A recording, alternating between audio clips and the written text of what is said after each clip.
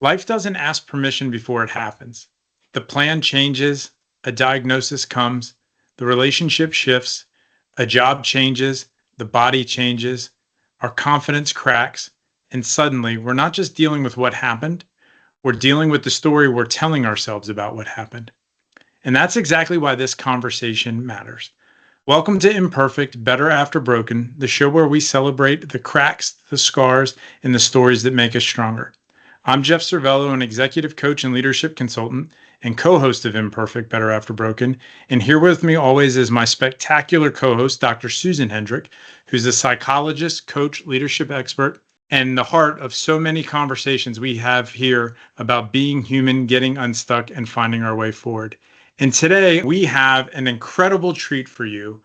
We have my friend from high school, internet star, new author of When Life Happens, Dr. Rachel Goldman. Rachel is a licensed psychologist, a speaker, an author, and a clinical assistant professor in the Department of Psychiatry at the NYU Grossman School of Medicine. And like I said, this one's really special. Rachel and I have known each other for a really long time, and we've drifted apart as life happened, kind of checked in with each other on Facebook and Instagram as things have happened. And I got to tell you, I totally fanboyed watching her book launch and all the things happened and on Oprah and Mel Robbins. And so, Rachel, this is so cool to have you here. Thank you for blessing us with your appearance, and really excited to see where this conversation goes. Thank you. And you can't see, but I'm like crying right now. I'm so honored and thrilled to be here with both of you today. And Jeff, just to reconnect with you after all these years is quite amazing within itself. So I'm just so happy to be here. Thank you.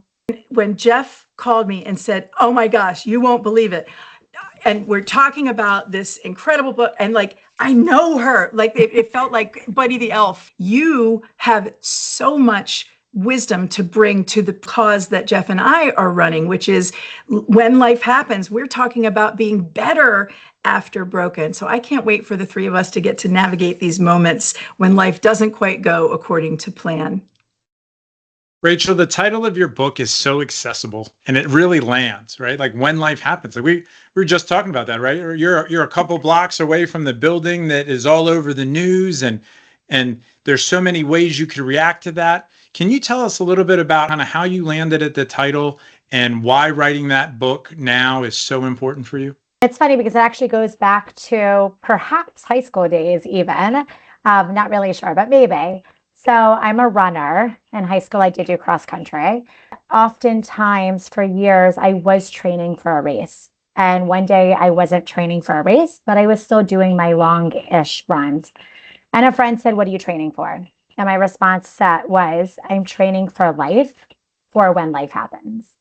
And what I meant by that was I wanted to be in the best physical, emotional health I could be in that was in my control for whatever comes my way. Those days, what that really meant was I wanted to have a base mileage. So if I saw a half marathon pop up that I wanted to do, it would take a few weeks and I got it, kind of thing. And then what I started noticing when I worked at the hospital was I often was saying life happens all the time. Like people would be like, "I'm so sorry I didn't do the recommendations you recommended. I'm so sorry I didn't do this. Oh my gosh, I have to cancel my appointment." And I was like, life happens. Don't be so hard on yourself. It's okay. And actually a client had made me a shirt years ago that said life happens. And from those two experiences, I put two titles of books in, but in the notes section of my cell phone that said When Life Happens. It actually was Life Happens and Training for Life. And I said, if I ever write a book, it's going to be one of these titles. Funny enough, this book, the working title when I got the book deal was Training for Life. But the publishers, which I give them credit, they were right, were like, that sounds too much of a fitness book. People will be confused until they dig in a little deeper. So I'm like, great, I have another title. We'll go with the other one. And I wanted it to be just what you said. I wanted it to be accessible. I wanted people to relate to it, like, because life is happening. I wanted it to, like, be on the bookshelves and be like, oh, yeah, life happens. I need that book. Yeah. When you read it, there's so many complex concepts that are in here, and you do such a wonderful job of breaking them down and making them digestible for anybody who has stuff going on in their life that they can read your explanations or read your tools or do your reflection exercises. Like, I love those. Like, I was doing one of them this morning, as a matter of fact. Like, this is really cool and really accessible. So that's awesome. It's actually one of my goals of this book was to make it extremely accessible so anybody could pick it up and feel like it's not therapy, it's not a replacement for therapy, but feel like they can have these tools without needing to go to therapy. It's a great addition to therapy. Again, it's not a replacement, but I really do believe that cognitive behavior therapy has so many tools that everybody can benefit from. And unfortunately, not everybody can afford therapy, or therapy is not accessible to them. So I just wanted to blast those messages out there. And so I'm happy to hear that it does feel that way, because that was my intention and goal. I paused when I heard you tell your story just now. Something really struck me when you said someone asked you, what are you training for? And that was a pivot moment for you. That was a moment when life happened and kind of a node on your journey of deciding to go for it. Did you know in that moment that this was going to be a life-changing point on your graph of life? I had no idea. The funny thing is, whenever people ask me, did you think you were always going to write a book? My initial response has been, I think maybe it was in the back of my head. Like in grad school, I feel like we're always like, I want to go into research. I want to write a book. Like the things we're supposed to say, kind of. And I didn't realize until it was actually just a few weeks ago, I found it's actually sitting right here as like a daily reminder. I found something in grad school when I was taking a business course in terms of how to have a private practice in psychology. One of our assignments was a business proposal. And randomly, I opened I just found this and I opened it and it said, in the next 10 to 15 years, I'm going to write a book. And I was like, oh my God, I put it in writing. Like I didn't remember putting that down in writing. And then I looked and I was like, oh, like actually, that's exactly what I did. But a goal without a plan is just a wish. And I really do believe that it was a wish for me to write this book. Maybe I mentioned it, maybe I wrote it down, but I never had a plan. It was never like, yes, this is like, I'm going to plan out, this is how I'm going to make it happen. The opportunity kind of came my way during the pandemic. I put it on hold. The opportunity came my way again. And like most things in life, it has to be the right time for you. And that was the right time for me. During the pandemic, it was not the right time for me. And then I got serious about it and I was like, all right, I'm going to do it. And I guess I did it. I mean, today's 3 months after it came out. I guess we did it. That's awesome. And it's growing every day in popularity. You are living proof. Success leaves clues. And some of those clues aren't always accessible to us in our conscious mind. But when you look back and you see your handwriting from those days and that moment, you had clues along the way that helped converge to the right moment for you. And here we are talking about the success of your book. What's been like a pinch me moment of this whole process where you're like, have you had a moment where you're like, oh my God, this is happening? I almost want to say everything has been. Like even in college, I got an internship at NIH. And I remember being like, oh my God, like I have an internship at the National Institutes of Health. And then when I got my job at NYU, but I think all of these things have a little bit been pinch me moments. But in 2023, when I got an email from Oprah's producers, I was actually on maternity leave with my second to join Oprah on stage for the first time. That was a pinch me moment. But then it happened again. So that was another pinch me moment.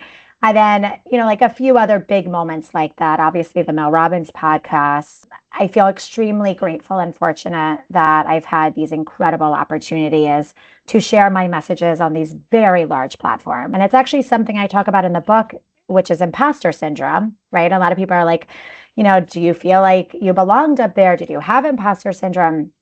And as I mentioned in the book, the first day of graduate school, a professor of mine said, the day you no longer have imposter syndrome is the day you should retire. And it's a different way of thinking about imposter syndrome, which is we should never be like, oh, I'm so good at this. Like I don't need to review. I don't need to study. And I think it just really humanizes and keeps us humble in that way. Do I think I belonged on that stage the first time or any of the times? I don't know, right? Like I was nervous. I didn't know what to expect. But I will tell you, the second time I met Oprah, behind stage, right before we went on, she said something that really stayed with me. And I actually say it to everybody behind the stage, behind, whatever the green room, right before we go on, because I see everybody so nervous. And I'm always like, you are meant to be here. You were asked to be here for a reason. And remember that. And I remember that myself. And I've done the education. I've done the work that has gotten me to here. And now all I can do is take a deep breath and just try to do the best that I can. I don't really believe in imposter syndrome, so to say, but there's been so many pinch me moments that I am extremely grateful for. That's like the real life embodiment of what you led in with having that base of miles, right? You had done the work. The half marathon presented itself, in this case, in terms of Oprah, and you were ready to seize the opportunity. Neither Jeff nor I can relate to imposter syndrome at all, especially getting ready to talk to you today. No, not one bit. When Jeff talked about you in high school, was it Spanish class, Jeff? I think we had Spanish together, if I'm remembering correctly. Yeah. Can you fast forward to a day like this and imagine all of those milestones and achievements? And to your point, getting your internship, graduating, having your first job opportunity, making a decision to write a book. These are the things where some of them are planned, you put time into, et cetera. And then other moments, like who would know that Oprah would lean into you and say you were meant to be here? That's why I love the title of your book. The phrase, "when life happens," doesn't over-explain. It just tells the truth. Like you said, the plan changes, the body changes, the relationship changes, the confidence cracks, or it's suddenly there. And suddenly we're not just dealing with the event in the moment, but we're dealing with the meaning that we make up about it, the identity that comes with it. So a question for you: how do you help people, Doctor, with separating what happened, the event, from your identity, who you are? Yeah, and it's such a big question, and something that I actually work with a lot of my clients on, and with my individual clients. I think so many people, well, we all tie our identity to something. So it's actually why when I tend to introduce myself on stage, I don't end with clinical psychologist, speaker, and author. I add, I'm a mother of 2 young children. I'm a wife. I'm a daughter. I'm a sister. I'm a runner. I add all of these other hats, all these other roles in a way to remind myself that I'm not just a psychologist, or I'm not just a speaker, right? We are humans with lots of different roles and responsibilities. And I like to think of it as we're not going to put everything in one bucket. Because if we do, for instance, I have a client that's an athlete. I have a client that's a musician. When my client who's a musician has a sore throat and they can't perform, they're like, who am I? The athlete who can't go out and play because they're injured, it becomes, who am I? And that can be really, really challenging. I like to have them write a list of all of those different roles that they play, because we tend to forget. Like today, you are, the mentor, you're the co-host, you're the executive coach, but you're also all these other things. And we have to remind ourselves of that. And it goes a lot with the work that I do, of the power of our thoughts and how we talk to ourselves. That's one way to start tearing that apart, so to say, is to remind ourselves that we are not just one thing. There's a lot to us. Dr. Goldman, the fact that you have chosen cognitive behavioral therapy, when you think about the thoughts, the feelings, and the behaviors, the triangle of life, you help us to go in on the thoughts, the stories that we make up, the things that we say to ourselves. And your point about identity reminds me of something General Colin Powell once said in his book, 13 Rules for Leadership. He said, never let your ego be so close to your position that if your position falls, your ego goes with it. And now you've given us a whole new way to look at that list of all the other ways that we matter in this world. One of the things that jumped out to us was the section on embracing setbacks and self-compassion, the tendency of folks to discount the positive. Why are we so quick to really buy into, like, I'm a golfer? And Susan will tell you, I always say that as, I'm a bad golfer. But I only hit 3 bad shots the other day. No recollection of the good shots I hit. I only focus on the negative. Why are we so quick to focus on the negative, but yet discount the positive things that we're doing, to dismiss the adulation or the compliment Where do you think that comes from? And what would you tell somebody who's struggling with that? It's so common. We all do this, and it's actually the way that our brain is wired. Our brains are wired for survival. And if we think about it that way, what your brain is doing is actually protecting you in a way by focusing on what the part that didn't go so well. And why is it focusing on that? Because it wants you to be better prepared for next time. The problem is our brain is really wired for, like, our ancestors were in the woods hunting and gathering, and they heard a noise. It could have been a threat. Well, today, the threat is going to look a little different, right? It's like modern day threats, like social media comparison, things like that. Our brain is preparing us for the worst in order to stay safe. So our automatic thought is the thought that our brain is telling us to be prepared. Now, it's easier for you to just say, I'm a bad golfer, and just move on with your day. But what you're not realizing in the moment is that thought. It's so powerful because, again, our thoughts, emotions, and behaviors are linked. And if you say to yourself, I'm a bad golfer, that's going to impact how you feel, that emotion, and that's going to impact your behavior. So we're so quick to do that because our brain is wired for survival. But what we need to do is take a pause and examine the evidence, which you just did. You were like, I have had maybe 3 bad shots, but I discounted all the good ones. Right? So where's the evidence that you're a bad golfer? And actually, that's also a cognitive distortion called labeling, right? You're labeling yourself as a bad golfer. And out of all of these times that you've golfed, you've maybe had 3 bad shots. Go, where's the evidence? Oh, you know what? All right, maybe I'm not perfect. Nobody's perfect. Maybe I'm not the best, but that doesn't mean that I'm a bad golfer. So then to give ourselves a little bit more self-compassion would be, let's rephrase that or reframe it, which is a CBT tool. Let's reframe that thought in a way that works for us, not against us. It's not really working for us by saying we're a bad golfer, but that works for us. And what I don't want is for you to completely do the opposite positive one either, because that could be unrealistic. Maybe you're not the best golfer in the world, right? So saying, right, I mean, maybe you are, but if you say you are, that could also set you up for disappointment. So when we reframe it, we want to reframe it in a way that feels good, feels neutral, feels balanced, and feels a little more grounded. So it could be, I'm not the best golfer, and I'm okay, or I'm a good enough golfer, or I love golf. You know, it doesn't matter. But the I'm a bad golfer is probably not helpful. And the I'm the best golfer in the world is also not helpful. So if we think about the extremes, we want to find something in between that is a little more motivating, a little more encouraging, and that leaves us feeling a little better. Somebody reminded me one time to focus on, you're not a bad golfer, you hit a bad shot, right? It's about the outcome, not the person. You may have failed, but that doesn't mean you're a failure kind of thing, right? So it's less about your identity and more about the thing. That it actually makes me think of parenting.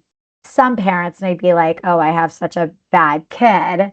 But really, is it a bad kid or you just don't like the behavior? Something I often say to my son, hopefully he doesn't hear me, is, you know, I didn't love that behavior, but it doesn't mean he's a bad kid. It doesn't mean I don't love him, but I didn't like that behavior. So, right, we're like kind of labeling the action as opposed to ourselves to kind of take that identity out of it.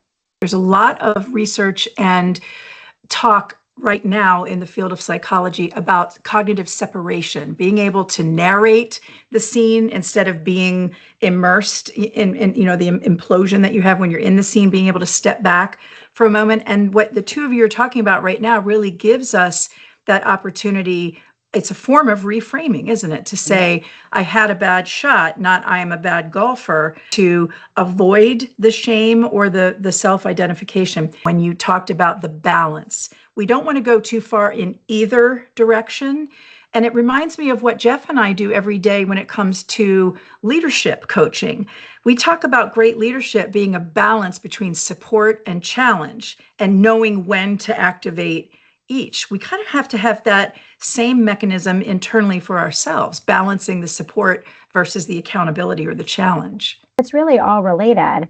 Our words, our thoughts, or our words as a leader can impact how somebody feels and then impacts the action. Yeah.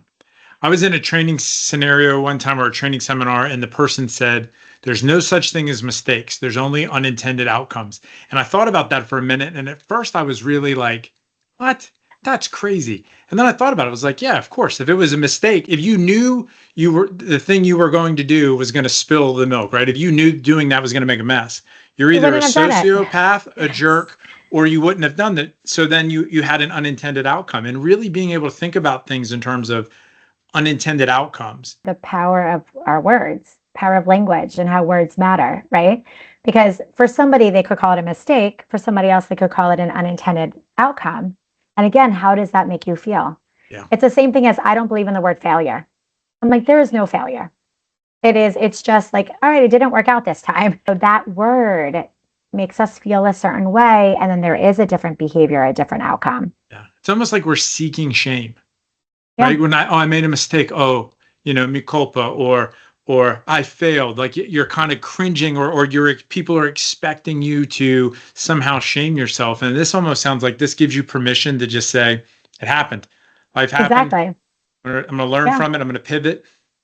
Right. Which also then brings up, which I'm sure you're both very familiar with in the industry that you guys work in, is a growth mindset. Like, okay, it happened, and now what? As opposed to like, I can't do it, or I failed. It just closes that door right there, as opposed to being like, okay, the fact is it happened, and now what can I do about it? Mm-hmm. Because if I just sit here and be like, well, I failed, I'm a failure, that's going to, again, make me feel something and then lead to a behavior and be very discouraging or unmotivating, as opposed to the fact is this happened and this is what I'm going to do about it. It's like I'm feeling empowered. I'm doing something. I'm making change. I'm having a plan. I'm taking action. And actually, that's when most of my clients say that they have less anxiety and less feeling of overwhelm, is by having a plan, taking that action.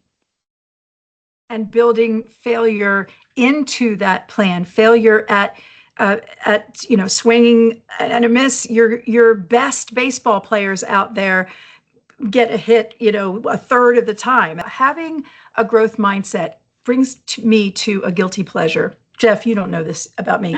So many surprises on today's episode. Yeah, I'm excited about this. Yeah. Drum roll. So here's something I will not miss an episode of American Idol. Why?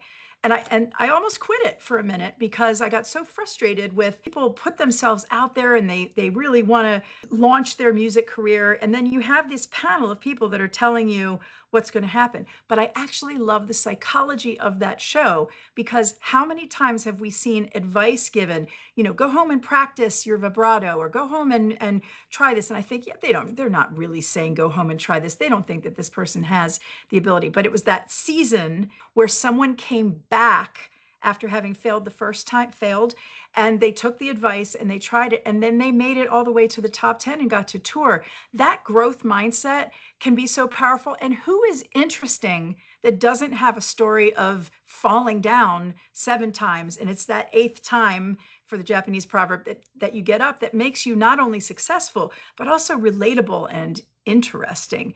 How to know about being kind to yourself. The person who says, if I'm kind to myself, I'll just get lazy or I'll let myself off the hook. What would you say to balance the difference between self-compassion and making excuses? I would ask that person that says they're worried if they're kind to themselves, they'll be lazy. I would ask them, what does it mean to you to be kind to yourself? Because that's what matters most. Being kind to yourself can mean different things to different people. And if for you, being kind to yourself means you're not going to get out of bed in the middle, in the morning, or you're not going to go to the gym class that you want to go to, then maybe we need to think about how that being kind to yourself is, right? That sounds like that's discouraging. I think being kind to yourself is just showing yourself a little bit more self-compassion, right? Exactly what we're talking about. Like, we all make mistakes because life happens, or unintended outcomes happen, right? And not being so hard on ourselves. I think it's the first sentence of my book, actually. Life can be tough, but it doesn't have to feel quite as tough. And that's why I created this book for you. But that first part, that life can be tough, I think people often forget life is hard. Like, I think that's a fact, right? Life is hard. Why is life hard? Because life happens. It's unpredictable. Stress happens. Horrible things happen. Facts. I'm not here to deny any of that, right? I don't believe in toxic positivity. The world is not rainbows and unicorns. We don't need to pretend it is. Life is hard, but people forget that. It is so quick for people to be like, I did something wrong. It was my fault. What's wrong with me? Nothing's wrong with you. Life is hard. Maybe we just don't have the proper tools today. Maybe we're just having a really bad day. Maybe we do just need to sleep in. We can just pause and be like, you know what? Life really sucks sometimes. And the power of and what can I do about it now? Life is tough. Life can suck. If we just leave it there, that's maybe more of a fixed mindset. But what can I do about it? Why is this happening to me? We can leave it there and that we're going to probably feel like crap. Or we can add the and be like, this is happening. It's a fact.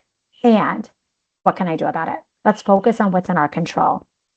So I think it's hard for people to show themselves compassion because they actually genuinely think they are to blame. And they forget that life is just really, really hard sometimes. I love this on so many levels. This works as a person. This works as a coach. This works as a teammate. This works as a parent. I have a 20-year-old and an 18-year-old, and frequently having to talk to them like, okay, what are you going to do with it? What are you going to do about it now? What did you learn from this? And that's been one of the most empowering questions of my life is, okay, what are you going to do with this? And sit here and be upset that it didn't work out the way I wanted, or I can use it to build the next chapter and to the next thing. I can let it define me, or I can have it be the prologue to the next thing. It's not toxic positivity, but it's hopeful. It's almost more of like a comma instead of a period. Exactly. Yeah. I think it's hopeful and being realistic. Reality is that this happened, and I can sit here and cry about it, which there's nothing wrong with crying and being emotional, but I could sit here and cry about it and stay in bed for the rest of the day, the week, whatever, or I can feel the emotion, acknowledge the emotion, and decide what I want to happen next. And that's where we can take back that control too, because we can't control everything in life, but there's certain things we can control, and we have a choice. In that situation, we're almost at the crossroads, right? We're like, I could sit and do nothing, the period, or I can, pause, the comma, and now what? We have that choice. Thank you for inviting us to live in the land of and. I want to join you there. And Jeff, I wonder if this happened for you. We were getting ready for today, and I'm trying to look cool, calm, and collected to Jeff. Oh yeah, this is going to be easy. it's going to be great. We just have a few questions, and she's a pro. She does this. In the back of my mind, I'm going, I can't not only let Dr. Goldman down, but I can't let Jeff down, because now we've got this. I've told him. So I have all of this ticker tape of self-talk going that we're going to make this great. And then the first thing you said to us when we got connected today was, hey guys, there's a building collapsing right outside my door right now, and these other things, so this might happen. And I thought, she is so real and relatable. Humanness that was very disarming for me. So I thank you both for that, for just kind of showing up and allowing this moment, the self-compassion, but also the partnered compassion for each other in the real world we live in. I'm a human just like both of you. I'm a mom. I'm all those other things. Like, especially because of social media, I think people put other people on these pedestals and these public figures and celebrities. And at the end of the day, we're all living a similar life. We're all going through those daily stressors, the traffic and the noise and the parenting. I mean, I have a son sick home today. Like, we're all going through it. Again, life isn't easy. Maybe the work that I put in has brought me to where I am today. And at the same time, I'm from a small town in the middle of nowhere in Maryland. I went to high school with Jeff. I've never, you never forget that. But that's who I am. I always joke. A lot of my friends are always like, well, are you going to forget about me when you're whatever? And I'm like, I'm just Rachel from Maryland. Like, that's it. I'm hoping we get into some of these backstories of, back in the day, growing up. Because Jeff. None of them are flattering for me, so we're just going to not go down that route. They probably weren't for me either.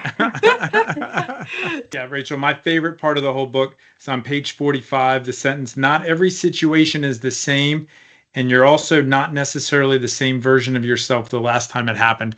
And that really resonated with me because when I was in command of my ship, I used to tell my folks as we were doing routine evolutions, like there's nothing routine about this. We may have done this 100 times, but the winds are different, the seas are different.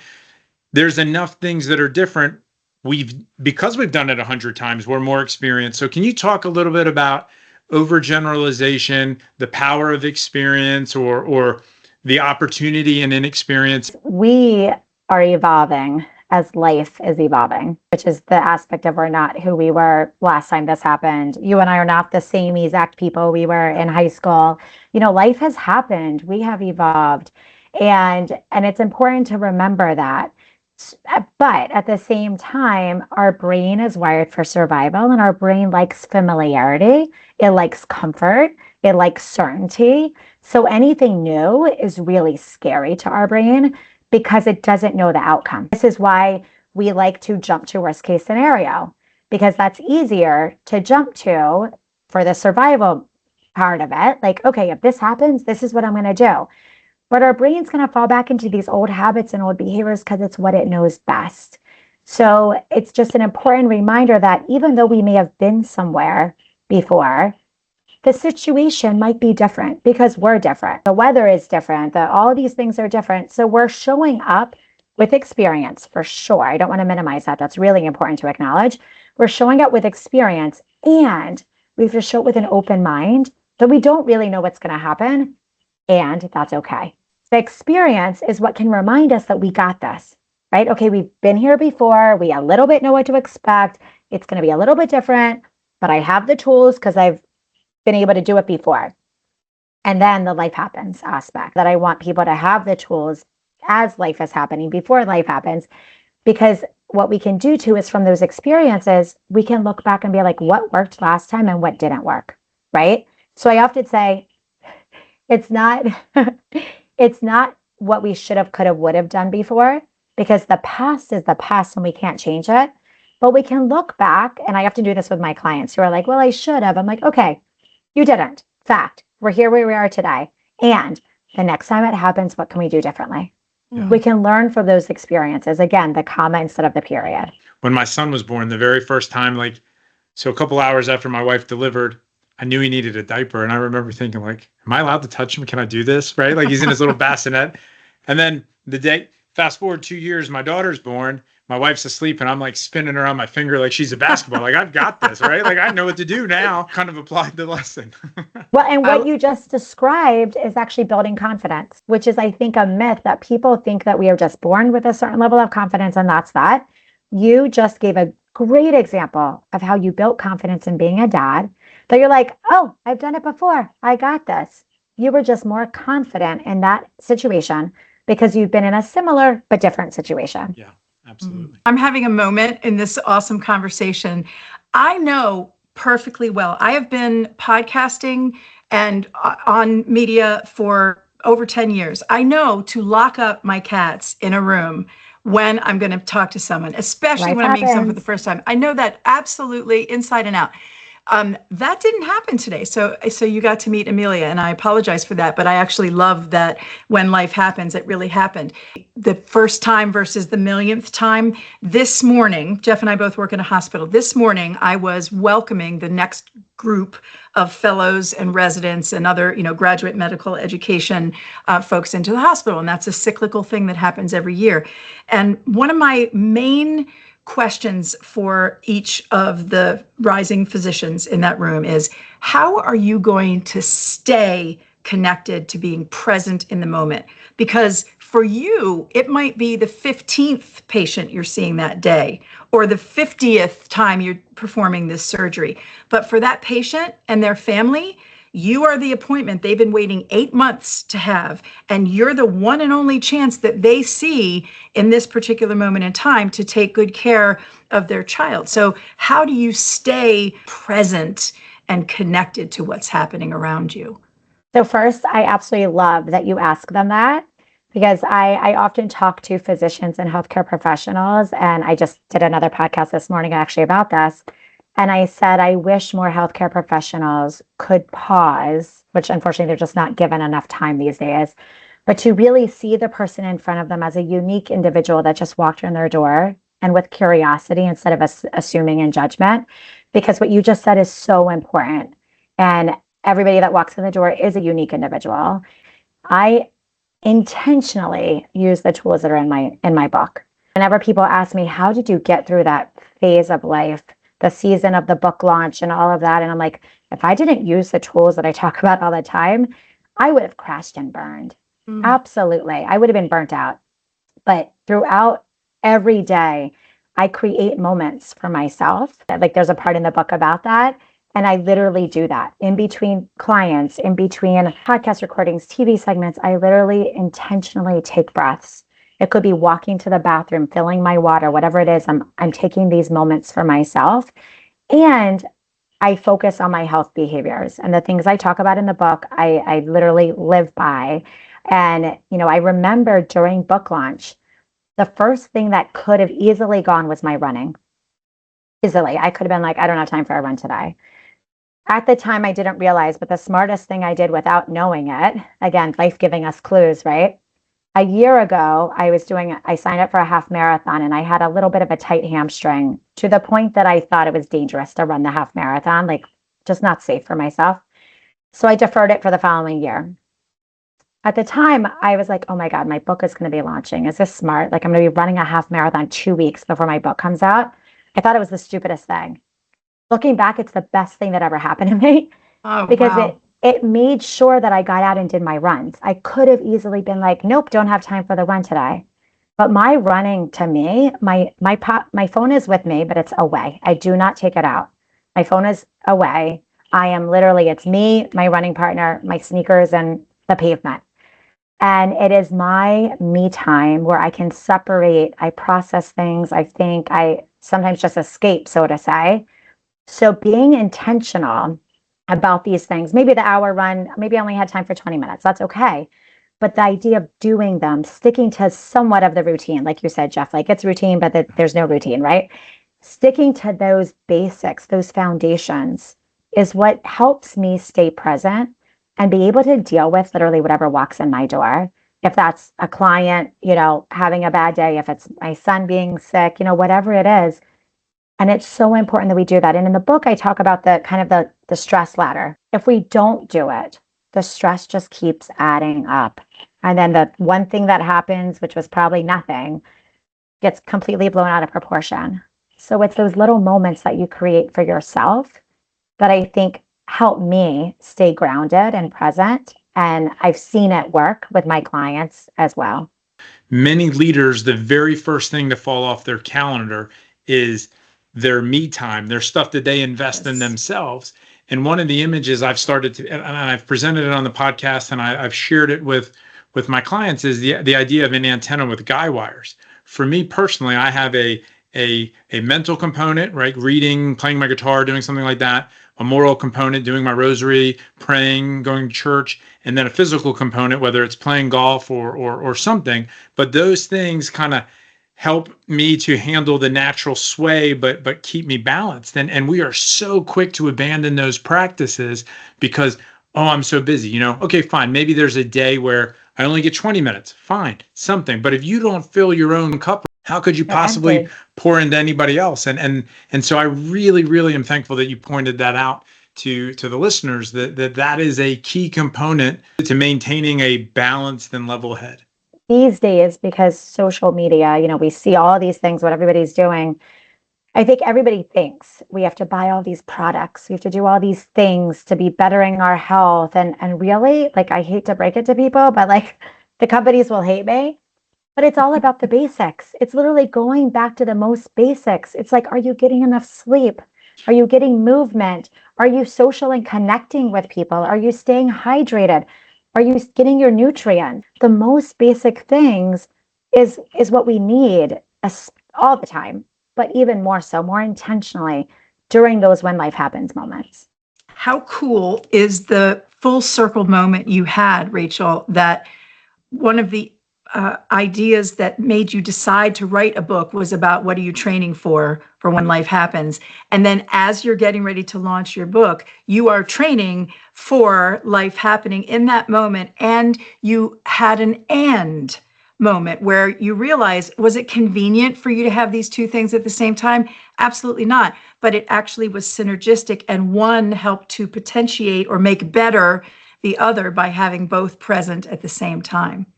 Yeah, I almost canceled my race many times. I was like, what am I doing? What am I doing? Like, I can't really go out for a 2-hour run right now, but like, yeah, I could. And I did. And it was crazy, and it helped me. And it's funny you said that, and I had tears in my eyes again thinking about it, because it was the race. It was the New York City Half Marathon, which has a really amazing and unique course. You start in Brooklyn and you cross over the Brooklyn Bridge and then run through Times Square. It's like the only time Times Square is like closed, so to say. And I remember it was either on the Brooklyn Bridge or in Times Square. I was like, oh my God, I wrote a book. Like it like really hit me. And I was like, oh, wow. Like it was in that moment that I was running and I was like, I don't want to use any bad language, but I was like, holy, like I did this. And I remember like all of a sudden I just like had this emotion and I had tears in my eyes at the time. And it was funny. I also was like, how could I make this fun and creative? And I ended up not working out, but I did it, but it was so cold that day. I had a long sleeve over my running shirt, but I had put a QR code on the back of my running shirt and it just said life happens with this like massive QR code. Cause I was like, hey, like, why not let people like scan this and be like, what's she talking about? And like find my book.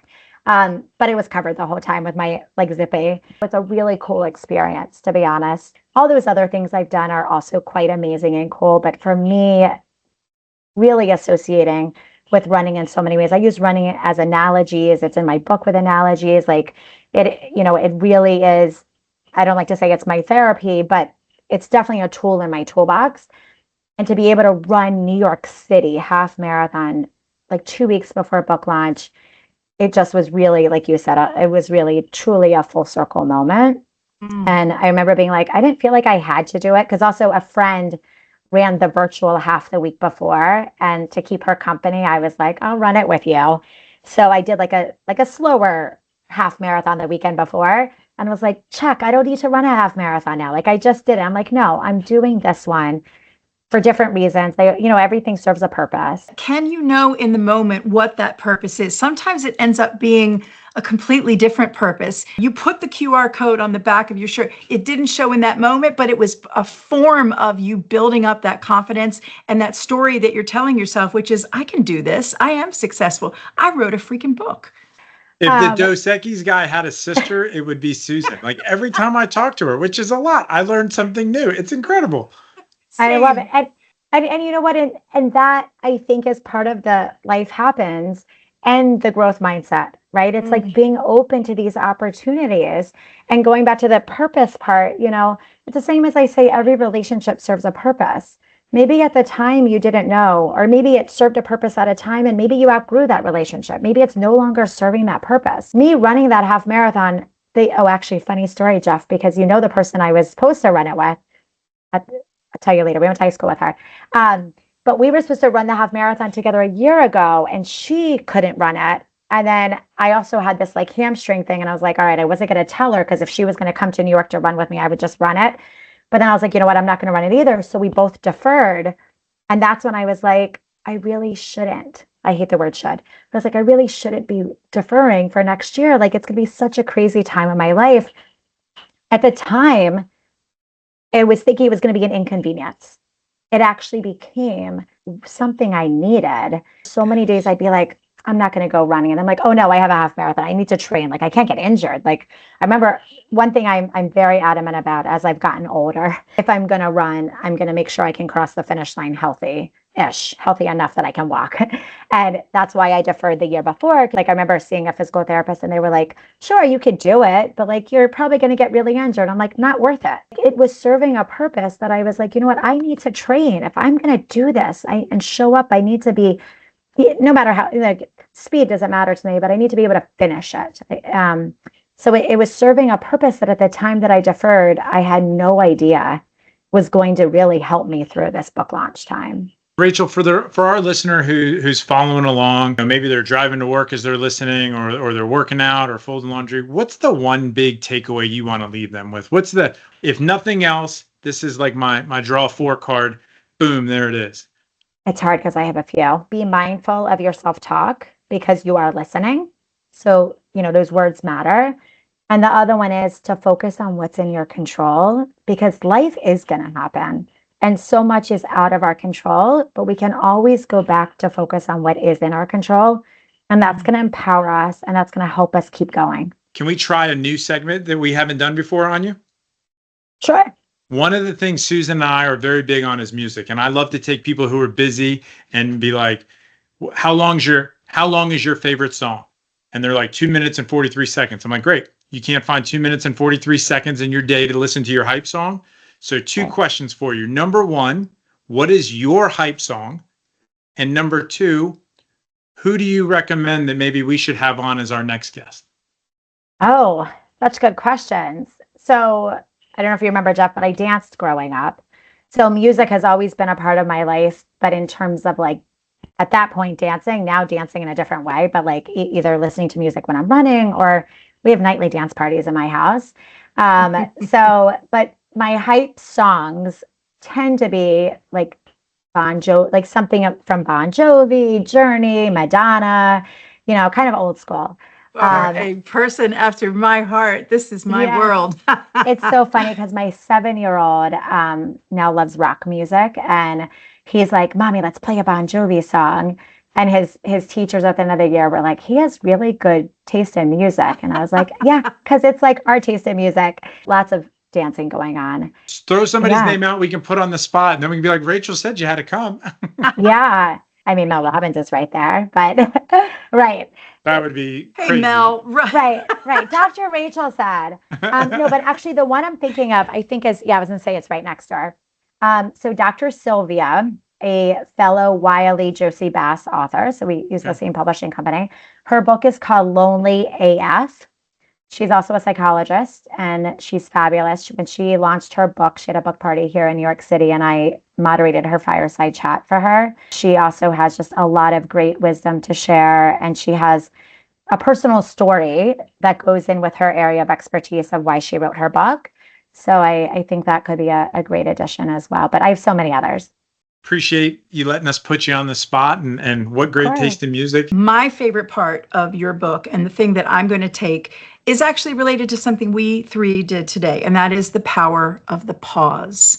I'm grateful that you put that out there. And again, as Jeff said earlier, the accessibility of the options and the tools that you put in the book.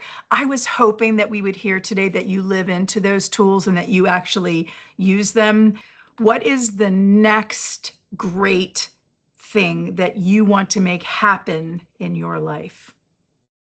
It's a great question. And I'm going to give you the response that you're probably not expecting, but I'm living in the now and I don't know what's next. And I'm okay with that. And to be honest, that's been my whole life.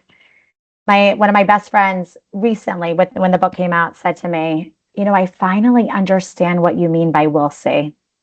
Anytime she'd ask, not anytime, but oftentimes I go, we'll see. And she's like, I never understood. She's like, but now I get it because life happens. I have no idea. So I could put something out there and it might or might not happen, like the book. Or for now, I'm still living in this kind of moment and trying to be present with my family and still doing book related things, but I don't know what's next. I'm hoping, to be honest, it's a lot of the same. Too often we set goals that are what's next, and we forget that what we're doing is sometimes just enough. So just maintaining what I'm doing, I would love to keep doing exactly what I'm doing, showing up on podcasts, having opportunities to speak, talking about my work, sharing my messages, being with my family, running, etc., dance parties, all that. But that's enough for me. I'm doing good. For our listeners, we know they're going to be interested and want more. Where can they find you? Where should we send you? And we'll put all this in our socials as well. But where can they find you? Thank you. So on most social media platforms, I'm Dr. Rachel NYC. My book can now be found pretty much everywhere, wherever you like to buy books, or you can go to whenlifehappensbook.com.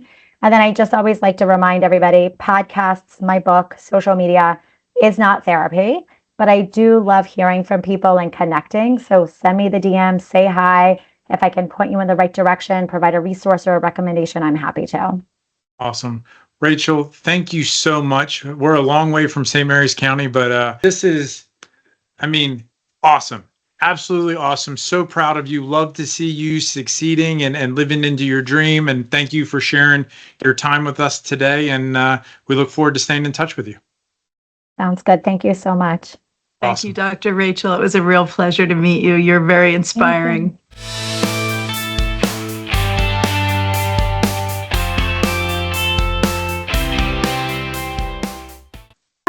Shut up. I swear to God. So Rachel, your episode could not be more timely. We're syndicating now, so here we go. Woo, That's woo. amazing. Yeah. Oh my That's God. And awesome. I'm so glad to be able to experience the excitement with both of you. You experiencing it, but you also are co-causing it because we've been book clubbing you and life happened in this way at this moment so that this podcast could happen. I have a very functioning I believe button. If whatever Susan says, I'm like, I'm in. Let's roll. Let's go. That's Lucky really me. amazing. We are nowhere near as professional as Mel Robbins, and we have a significant amount of anxiety over that, just so you know. So we are definitely the AA baseball of podcasting, and we're trying our best. It works for us, especially since this is a podcast about imperfection. I feel very fortunate that I love the work that I do. So I love all these conversations and I know it'll be fabulous. Like, please know you two are amazing. And thank this was great. And like whatever negative thoughts you had or questioning, like, you know what you're doing. Just be you. Oh, That's so cool. That's our Oprah moment Thank you. backstage. Yeah. Yes, got it. exactly. Yes, Yeah, you that's got awesome. it. The two paths are reconnecting after all these years. That's all right. Yeah, Susan is like the famous. greatest mentor of all times. So she is Oh. phenomenal. So I'm excited to connect you two. And again, thrilled you're able to join us today and really appreciate it.